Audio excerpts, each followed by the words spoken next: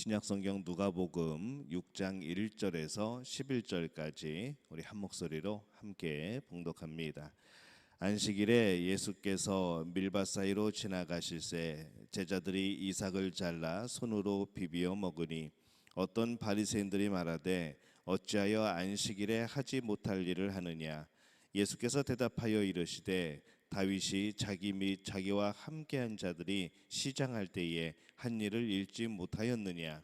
그가 하나님의 전에 들어가서 다만 제사장 외에는 먹어서는 안 되는 진설병을 먹고 함께한 자들에게도 주지 아니하였느냐. 또 이르시되 인자는 안식일의 주인이라 하시더라. 또 다른 안식일에 예수께서 회당에 들어가사 가르치실새 거기 오른손 마른 사람이 있는지라. 서기관과 바리새인들이 예수를 고발할 증거를 찾으려 하여 안식일에 병을 고치시는가 엿보니 예수께서 그들의 생각을 아시고 손 마른 사람에게 이르시되 일어나 한가운데 서라 하시니 그가 일어나 서거늘 예수께서 그들에게 이르시되 내가 너희에게 묻노니 안식일에 선을 행하는 것과 악을 행하는 것 생명을 구하는 것과 죽이는 것 어느 것이 옳으냐 하시며 무리를 둘러보시고 그 사람에게 이르시되 내 손을 내밀라 하시니 그가 그리하매 그 손이 회복된지라. 그들은 노기가 가득하여 예수를 어떻게 할까 하고 서로 의논하니라. 아멘. 할렐루야. 하나님의 은혜가 오늘 새벽에 하루의 첫 시간을 주 앞에 드리는 우리 믿음의 가족들에게 함께 하시기를 예수님의 이름으로 축원합니다. 제자들이 길을 가다가 안식일에 이 밀밭 사이에서 이삭을 몇 개 손으로 잘라서 그것을 비벼서 이제 탈곡을 하는 거죠. 그래서 이제 먹습니다. 안식일에 일하지 말아야 된다는 그 율법을 어긴 것으로 취급을 받게 되는 상황에 처한 것이죠. 그것을 가지고 또 예수님을 사람들은 또 비난을 합니다. 그러자 예수님께서 말씀을 하십니다. 다윗이 도망갈 때에 위급한 상황에서 이 진설병을 먹은 것을 떠올리게 하면서 그가 다윗이기에 이 바리새인들은 그것을 죄로 여기는 해석을 안 하는 것 아니냐라고 질문을 던집니다. 우리가 이 밀을 비벼 먹은 것, 이삭을 비벼 먹은 것을 과연 어떻게 해석을 해야 될까 생각을 해보는 것이죠. 안식일에 추수를 하는 것, 안식일에 어떤 수고를 하고 일을 하게 되는 것, 사실은 율법상에 있어서는 그것은 죄입니다. 그런데 밀을 몇 개 따서 비벼 먹은 것 그 자체가 과연 추수에 해당하는가, 그것이 일을 하는 것인가 라고 생각해 본다고 한다면은 좀 애매한 부분이 있죠. 예수님이 말씀을 합니다. 내가 안식일의 주인이다 라고 말씀을 합니다. 예수님이 곧 입법자라는 것이죠. 그 법을 세우신 분이라는 겁니다. 그리고 그 법에 대해서 해석할 권리는 예수님이 가지고 계시다라고 지금 말씀을 하고 계신 겁니다. 그리고 그것은 추수에 해당하지 않다라고 말씀을 합니다. 이 바리새인들은 메시아를 정말로 오랫동안 기다린 사람들입니다. 또 가장 열심히 기다린 사람이기도 하죠. 우리가 정말 무시할 수 없을 정도로 철저하게 이 하나님의 계명, 율법을 지킨 그런 사람들이기도 합니다. 그런데 그들은 지금 그 메시아가 그렇게 바라고 소망하던 그 메시아가 눈앞에 있는데 그분을 깨닫지를 못하죠. 그분이 내가 안식일의 주인이다 라고 말하고 있는데도 도대체 그 앞에 서 있는 예수님이 누구인지 그들은 이 영의 눈이 어두워져서 깨닫지 못하고 있습니다. 그들이 알고 있던 과거의 관습에 매여서 예수님을 바라볼 수가 없는 겁니다. 이 자신들의 생각에 경직이 되고 그러고 있어서 이 예수님이 말씀하시는 그 내용들을 깊이 묵상하지도 않고 예수님이 선포하시는 말씀에 대해서 그 의미를 받아들이지도 않고 생각하지도 않게 되는 것이죠. 그리고 자신들이 늘 그렇게 지켜왔던 그 계명에 대해서 지금 예수님이 그 계명을 지키는가 아닌가, 그 제자들이 예수님의 그 율법의 계명들을 지키는가 아닌가, 그것을 바라보면서 그것에만 집중이 되어 있는 모습들을 우리가 발견을 하게 됩니다. 그들의 생각과 마음이 너무 단단하게 굳어져 있어서 예수님의 말씀이 들어갈 자리가 없는 것이죠. 그 모습을 보면서 또 우리 스스로를 한번 생각을 해봅니다.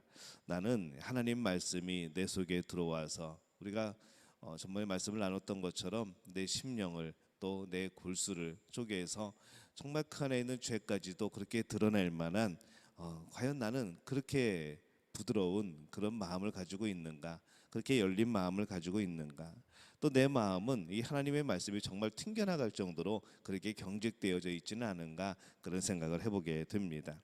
그래서 우리가 늘 해야 될 것은 내 자신을 너무 믿지 않는 겁니다. 내 스스로를 너무 믿지 않는 것이죠. 내가 옳다고 생각하는 것을 가만히 생각해 보면은 대부분 나의 과거의 경험입니다. 내가 들어왔던 것들, 또 내가 확인해서 이것이 맞구나라고 생각했던 것들, 수많은 내가 모은 정보들, 내 경험, 또 나의 과거, 우리는 이것을 가지고 옳다고 주장을 하고 또 그것이 아니면은 틀리다라고 그렇게 주장을 합니다. 그것이 우리의 하나의 어떤 판단을 하는 그런 참고는 될 수 있어도 우리가 그것이 절대적인 기준은 될 수 없는 것이죠. 그것 때문에 더 많은 것을, 그리고 나의 현재를 받아들일 수 없다면, 또 하나님의 말씀을 받아들일 수 없다면은 그것은 참 안타까운 일이 될 겁니다. 자기 틀에 갇힌 사람은 참과 진리를 구별하지 못합니다. 또 거짓과 진리를 구분하지 못하죠. 이 참과 거짓을 구분하지 못한다면은 그것은 틀에 갇혔다. 우리는 보통 프레임에 갇혔다, 그렇게 말을 합니다. 어떤 프레임에 갇혀서, 어떤 틀에 갇혀서 정말 무엇이 옳은 것인지 무엇이 그른 것인지 분별할 수 있는 능력을 상실해 버리는 겁니다. 성경 말씀도 마찬가지죠. 우리 이단들이 많이 사용하는 방법이 성경의 프레임을 만드는 겁니다. 성경을 해석하는 어떤 틀을 만들어 놓습니다. 근데 그 틀 자체가 이미 편중되어 있고 그것이 왜곡되어 있는 것이죠. 그래서 그런 잘못된 틀로 성경을 읽다 보면은, 그들의 만들어 놓은 그 틀에 맞춰서 성경을 읽다 보면은 이 성경이 정말로 어떤 개인, 한 인간, 어떤 집단을 정말 이렇게 떠받쳐지는 바로 그러한 책이 되어 버립니다. 그래서 우리는 이 틀을 조심해야 합니다. 하나님이 성령께서 깨닫게 해주시는 그 말씀이 되어야지 어떤 틀에 매여서 해석되어지는 또 어떤 틀에 매여서 이 성경이 군데군데 뽑혀서 읽혀지는 바로 그런 일은 없어야 되는 것이죠. 이 틀에 갇힌 사람들의 이익 때문에, 또 자신의 성향 때문에, 또 과거의 경험 때문에 이 참과 거짓을 구분하지 못하는 경우들이 참 수시로 발생을 하고, 또 그렇게 살아가는 우리들의 모습을 발견하게 됩니다. 예수님께서 안식일에 회당에서 가르치실 때에 손이 마른 사람이 있었습니다. 그때 예수님을 비난하는 사람들은 예수님께서 안식일에 그 사람을 고치시나 안 고치시나 그냥 눈여겨보고 있는 것이죠. 그 사람을 고치면 안식일을 범했다고 말을 할 것이고, 또 그렇게 비난할 것이고, 또 안 고치시면 왜 또 예수님에게 또 사랑이 없으시냐고 또 그렇게 할 것이고, 성경에 보면은 예수님을 괴롭히는 자들을 보면은 항상 그런 논리입니다.